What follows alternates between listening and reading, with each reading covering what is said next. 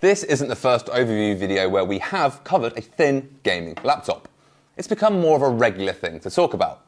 It also isn't the first time we've had the opportunity to do a video on a Dell Alienware device. So thanks to the people over at Dell for sending out another device. Today we have a double, an Alienware device which is also really thin.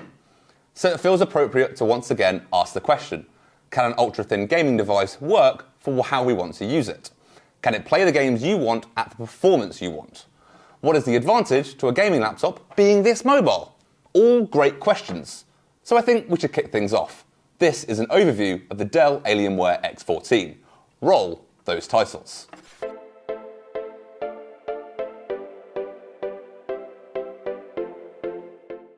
Welcome to Microsoft Expert Zone UK and I. As mentioned before, this is an overview where we take a top-line look at the device and how it performs with a variety of games. That does mean that this is not a review, it's an overview. So with that in mind, let's get into it, shall we? The Alienware brand has been around for around 26 years and has been part of Dell for the last 16. So it's fair to say they probably know a thing or two about gaming devices. So how does the X14 fit into the world of premium gaming devices? Alienware states that you can game, work or study for hours on end with the world's thinnest 14-inch gaming laptop, which features Type-C charging ports, the world's highest watts per hour for a 14-inch gaming PC, and exclusive Alienware Cryotech cooling technologies. Now that's a lot of nice sounding stuff, so let's break that down. First and foremost, the design. The X14 here is in lunar white, though I would say it's more of a very light grey, which to be honest, I actually prefer compared to a properly white device. Now the first design element I want to draw your eye to is the location of the hinge. This isn't situated right at the back of the device as we've come to expect. It has been slightly brought forward. This accomplishes a few things. It aids cooling, though more on that later. Though what I feel it really does, and it's super subtle, is that it makes the whole gaming experience more immersive, because it feels like the screen is closer to you. Now talking of immersion, you've probably already noticed that the interior of the laptop is black, which is in contrast to the lunar white on the outside. This almost tricks the brain to focusing on the screen, which really isn't a bad thing when you're playing, if you ask me. Now for a device that is made for on the go, since it is a laptop after all, the overall design I like. It's pretty minimalistic with sharp and angled lines we've come to expect, and is under 2 kilograms, 1.841 to be precise, or £4 if you use that system, which allows me to travel with little to no disturbance. Love that! I'm always happy with keeping more pennies in my pocket. So before we open it back up, let's talk ports. Now in terms of placement, there are no ports on either side of the laptop, meaning when you're playing, you have a free space to be able to move your mouse, whether you are left or right-handed. No cables in the way. That means all the ports are on the back of the device. As you can see, we have a decent range. You've got your USB Type-C, which is a USB 3.2 for power delivery and DisplayPort 1.4. You've got a global headset jack, HDMI 2.1 with support for NVIDIA GeForce graphics.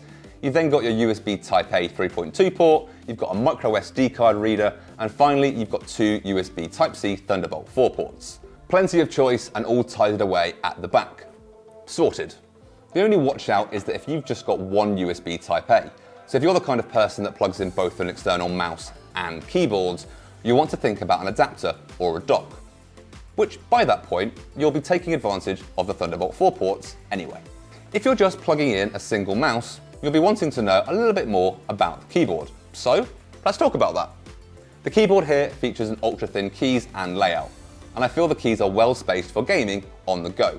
And with only 1.2mm key travel and N-key rollover capabilities, you can't go far wrong.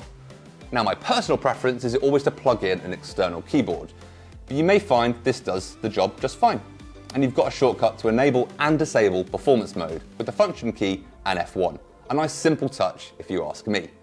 The keyboard is also RGB backlit, though no individual key colors, so pick your favorite and change the lighting effects, and away you go. Moving up from the keyboard, we take a look at the display.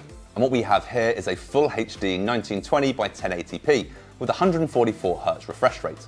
Pair that with the NVIDIA G-Sync technology and a 3 millisecond response time, and that means as a player, you're going to have smooth and stutter-free experiences. Built in, you also have what Alienware are referring to as a Comfort View Plus, which is a built-in hardware-based blue light filter, meaning you can give your eyes a bit of a break during those long gaming sessions. Right, that's the outside. But as always, a gaming device is really only as good as what it can give us on the inside. So allow me to rattle off what specs we have here. We've got an Intel Core i7-12700H processor, 16GB of DDR5 RAM, a 512GB NVMe SSD, and an NVIDIA GeForce RTX 3060 graphics card. You of course have different specification options should you decide to purchase from the Dell website, so you can customize to both your budget and your preferences. A component to any gaming device is how well it runs, and a major part of that is the cooling. Now I mentioned earlier that I would talk about it, so this is now. The X14 has the exclusive Alienware Cryotech cooling technologies. A pretty fancy name, but what does it actually mean? Fancy tech talk time incoming. According to Dell, this maintains intense performance and reduces internal temperatures via independently controlled fans and a unique CPU vapor chamber, one that uses liquid phase changes to quickly dissipate heat. See? Fancy. Now, as a quick note here, this tech is only available if you have the RTX 3060 graphics card. Pair this with the improved materials, then compared to the previous Alienware M15R4, this device offers 25% improvement in thermal resistance. So, long story short, the X14 stays cool under pressure, giving you maximum performance when playing. Now, I've mentioned this before in videos, playing plugged in versus battery. Firstly, yes, this is ultimately a laptop, so you're going to be taking it out and about. And you want great battery life, especially one as light as this. And you can indeed play on battery. One of our friends at Intel has tried this very laptop and got about 2.5 hours worth of battery out of a full gaming session, which is not bad. However, when it comes to the gaming part, if you want the best performance on long gaming sessions, then keep it plugged in and powered up. If you're out and about and you do get low on charge, this X14 is charged via USB Type-C. So as long as you've got your included charger, or one that is rated at least 4.5 watts, then you're good to go. To go a little deeper on the battery, for those that want to know it, this does feature an 80 watt per hour lithium-ion battery, and that's the highest watt per hour battery founded on any 14-inch gaming laptop in the world, based on Dell's analytics from December 2021.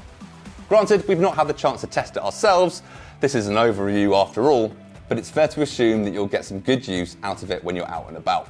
Final point on performance is that you probably want control over it, and the X14 has a built-in command center, aptly named the Alienware Command Center. This can give you a quick glance at how your device is performing, as well as tweak the performance to your liking. You can also edit and customize the one-zone RGB keyboard to your chosen color, and even edit the RGB Alienware logo on the front of the device. Though, let's say you've jumped into a game and want a bit more boost to your performance.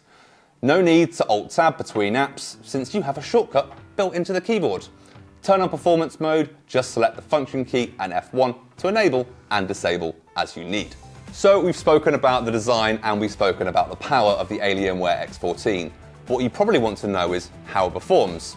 And as we've done with all of our previous overviews, we have a selection of games to showcase. Today we have Halo Infinite, Ori and the Will of the Wisps, and Doom Eternal. All games that have been set to high settings, and utilising Game Bar built into Windows 11, you'll be able to see the PC performance in the top right hand corner of your screen for your reference. All of these games feature fast-paced gameplay, so I'm looking forward to see how they will perform. Now, when booting up Halo and knowing that I was going to need manoeuvrability and precision, especially in my favourite game mode, Tactical Slayer, on paper the X14 should hit all the right notes. And to be honest, I was really impressed with what I got. I had a stutter-free experience with frame rates ranging from between kind of the low 80s to the low 90s.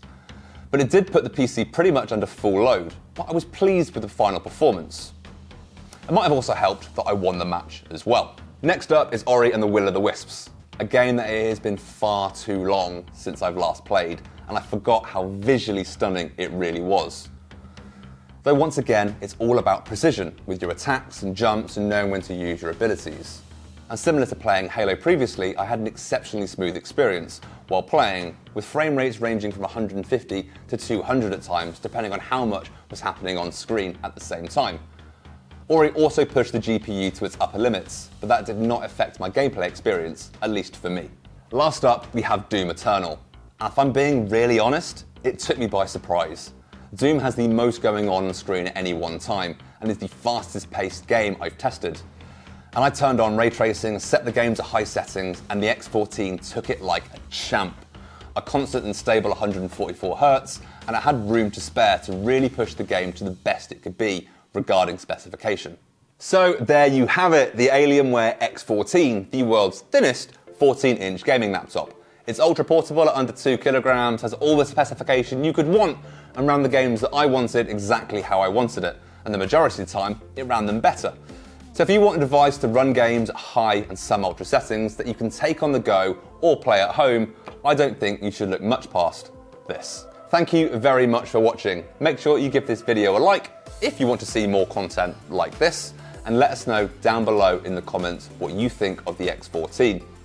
And if you want to see more content from the Expert Zone UK&I team, whether that be more overviews like this, deep dives, how-tos, or live stream reactions, make sure you subscribe to know when we next upload. Now, I've been Tom, and we shall see you in the next one.